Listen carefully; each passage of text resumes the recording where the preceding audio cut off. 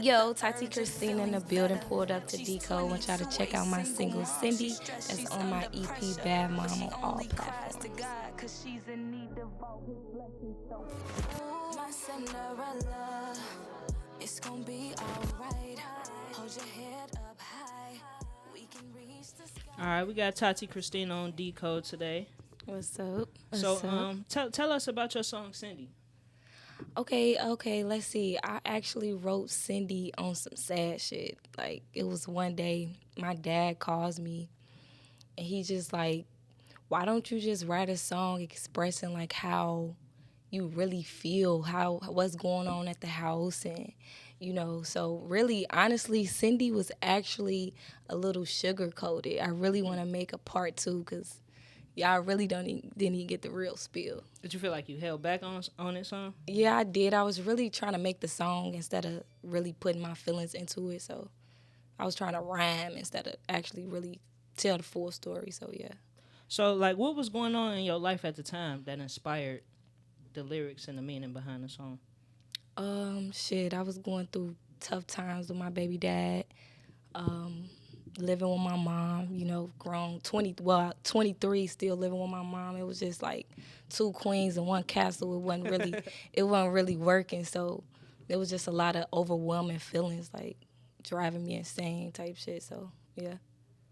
You talked a little bit about the writing process, but what was it like being in the studio and actually recording, in the process of finding the right beat and production for the song?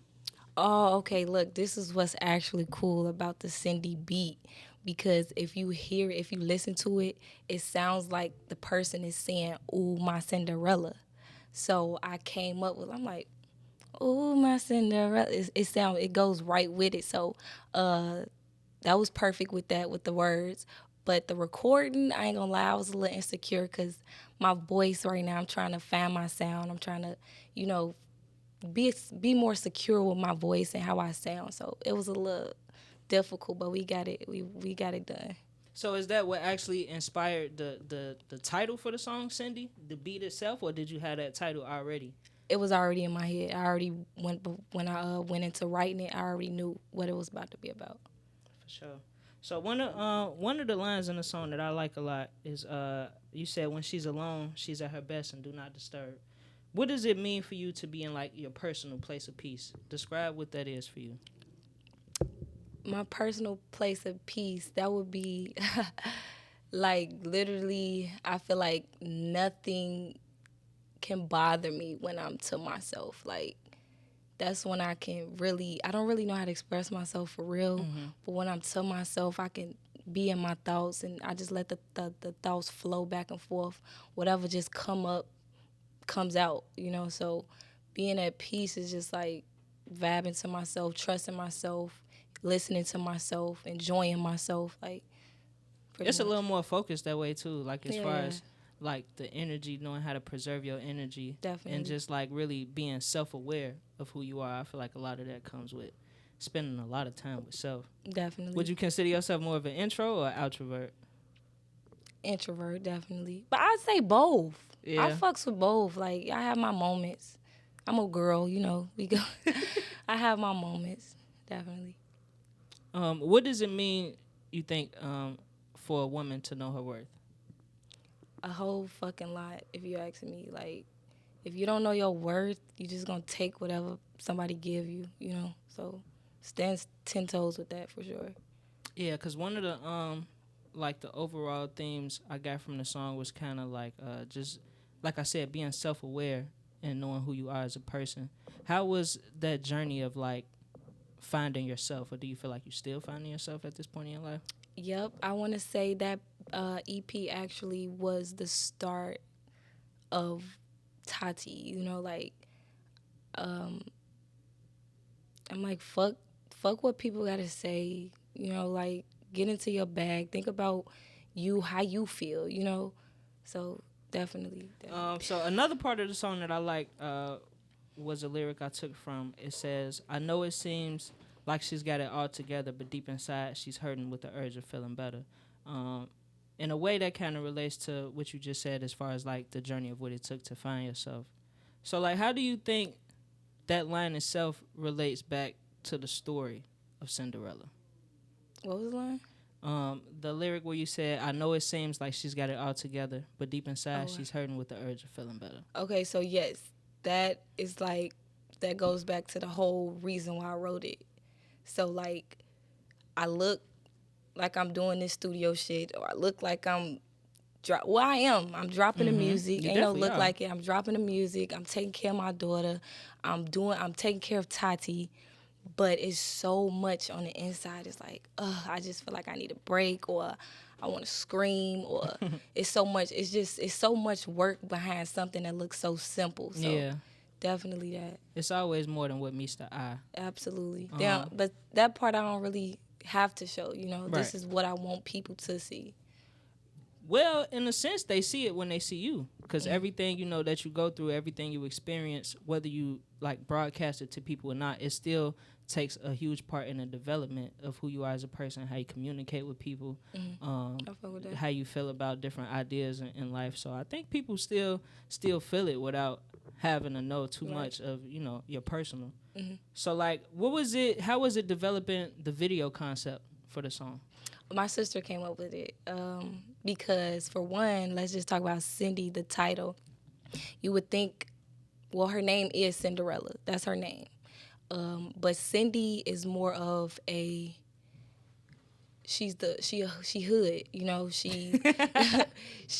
goes through she's black, you know what I'm saying?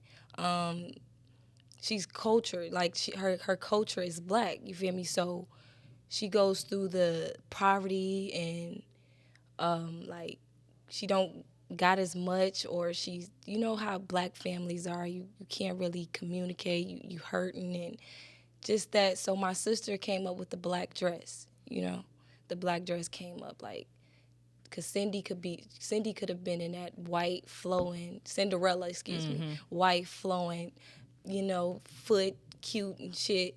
But Cindy, she is that hurting black woman, and my sister came, she like, the black dress is gonna be perfect, and then we gonna have you in this hotel room, this nice ass hotel, because we still wanted to come off as Cinderella, right, but we gonna tell the story as Cindy. So she put all that together. She the GOAT. She put all that together. So what was it like the day of the shoot, actually bringing those ideas into action?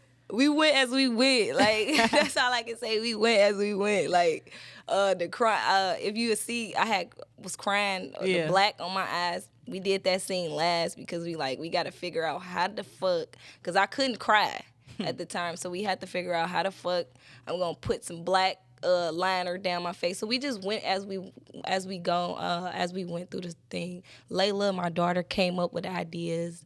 Everybody was just very participate. Oh, the hotel even came up with shit. Word? They standing right here and is that how like y'all ended up doing the lobby scene? Yep, the lobby scene. I was wondering how yo. that shit came about. I'm like, where the fuck is that at? I low-key thought y'all was like in a big ass mansion or some shit. We had to run because we really couldn't be right there because COVID. You know what I'm saying? So we had to move around. One of the ladies came, she like, you got to have a mask on, but I'm trying to shoot a video. I can't have a mask on, so we had to sneak and shit. It was a whole lot. It was really, really fun, though. Really fun. So, like, with the location y'all decided to pick, how do you think it added to the visual dynamic of the video? Like, just how it looks and bring the scenes together from Cindy and Cinderella, since now we know there's a way to distinguish the two. Say that one more time. How did the location contribute to the visual dynamic of the video? Oh, yeah. So once we seen how beautiful it was, you know what I'm saying, that's when the ideas started flowing. Because we walked in through the back way, and the back way, it wasn't no beautiful hall that you seen that I was performing in. Mm-hmm. It wasn't all of that. So once we walked around and we seen what, that's when we started to come up with the ideas and shit. You mentioned earlier one of the scenes where you were crying and you had like mascara and shit running down your face. Mm-hmm. What did it take for you to actually get that crying scene? Like, Or did you just like splash some water on your face and like, all right, we're gonna cue it up from there? No, we just put that shit on there. She like she like cry, and I'm like, cry? I What the can't fuck? just fucking cry. I'm not sad right now. I'm happy. We shooting this Right. beautiful ass video. Right. Fucking me cry. Right. So she's just like, all right. She got one of my little sister has some makeup. She like just put it on your face. So we just wiped that shit. We just dotted that shit on my face. It didn't come off for like a day. I ain't even gonna lie Damn, to for you. real? A whole day I was black right here. How the fuck did you get it to come off? Like finally, It like, just came like wiping consistently. That shit was black. I'm just like, fuck damn. no. It was cool though. Shit, fuck it. I just shot a video. That's what I have to say. So crying in real life, how important do you think it is to cry during a healing process? Very important. Cry every day. That's Every all day? I say every single day. I cried that whole album from the start to the finish to the dropping. Every day I cried. Honestly, I cried writing Cindy. If you ask me, like I say, cry. That it definitely works. Don't let nobody make you feel like crying is for soft people. Because when you cry, you getting it out some type of way. You Right. know. So yeah, cry every day. That's a dope concept. Definitely. Another scene in the video, I forget exactly what the lyric was over this particular scene, but there was like a split screen where you were on the left side of the screen giving yourself advice, Yes. and you were on the right side of the screen kind of taking in the advice from yourself. So like, is that a real life thing? Do you ever have those moments where you gotta sit yourself down and be like, yo, check Yes. this shit out right quick? Absolutely every day. I don't want to say I have anxiety, but shit, damn near. So it'll be times where I be like, all right, you in your head too much. Calm down. You got it. You know, you strong. You've been taking care of your daughter by yourself for the last 5 years. You ain't never been a mom. You know, you got it. So yeah, absolutely. All the time I got to tell myself you got it, because I really don't have too many friends that'll tell me that, you Right. know. So definitely, I feel like I'm my best friend, to be honest. Yeah, that's cool. I mean, that kind of goes back to you being on the fence of being an introvert, or Yep. just liking to have your personal space. Mm-hmm. Kind of just knowing how to communicate with yourself also. Yep, I think definitely. that's real. I think that's real important. How important do you think that particular scene was to the overall concept of the song? I think that was probably the most important one, because sometimes you really have to be your own biggest fan. You know what I'm saying? You really have to be your own biggest support, because you ain't gonna really have that, you know. And I was just really, actually, I want to say one of the Cindy's were when I first wrote it, and the second Cindy was after I had dropped it and I had seen the fans, how they loved it, you know. So one was like, all right, I'm sad as hell, and the other one was like, all right, you got it though. Look at what your sadness brought, you know. Your sadness damn near helped a whole lot of single mothers like you, or, you know. So definitely. So very taking important. into that, how did it feel when you listened to like the final version of the song, the final mix, like when it was released to the public? Just being able to reflect back on the moments that it took for you to get those songs and the video out. It's not an easy process. I Hell think no. people assume it's just easy for artists What? to really release and drop shit, but it's never really easy when you want to do it strategically. Exactly. I was on a plane when it dropped, so I was motherfucking ecstatic. I was definitely I was happy, really, because it's like, damn, you know how I think it took about a couple months. I don't want to say a whole year. It took a couple months to actually finish it.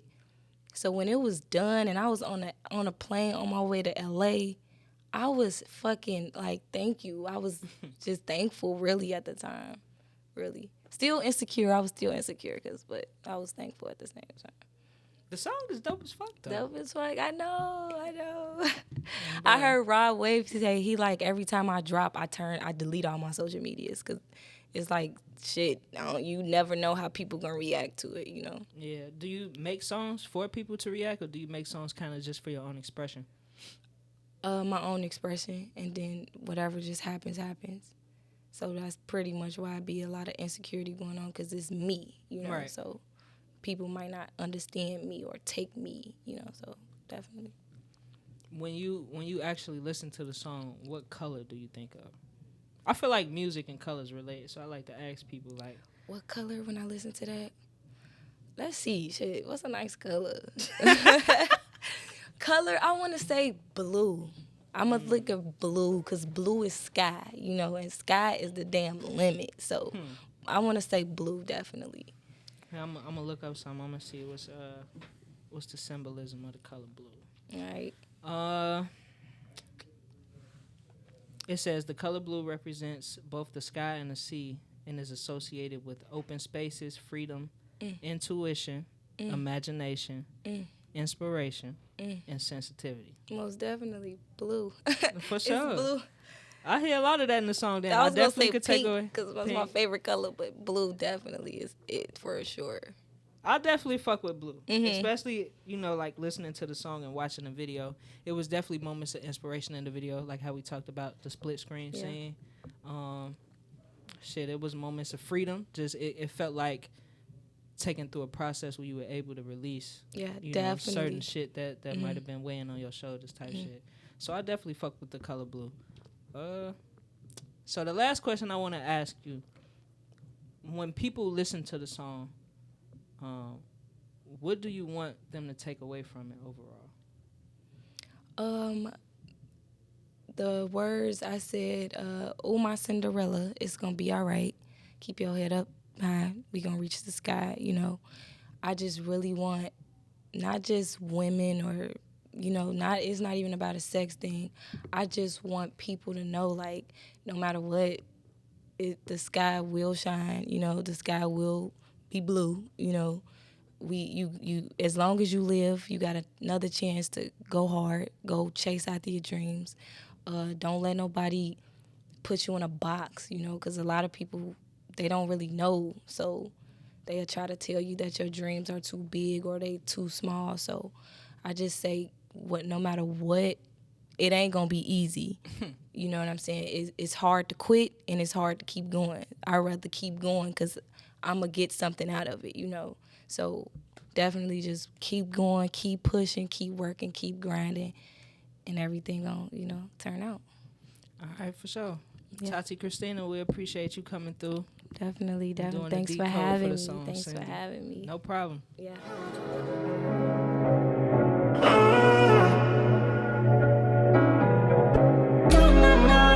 And Cinderella.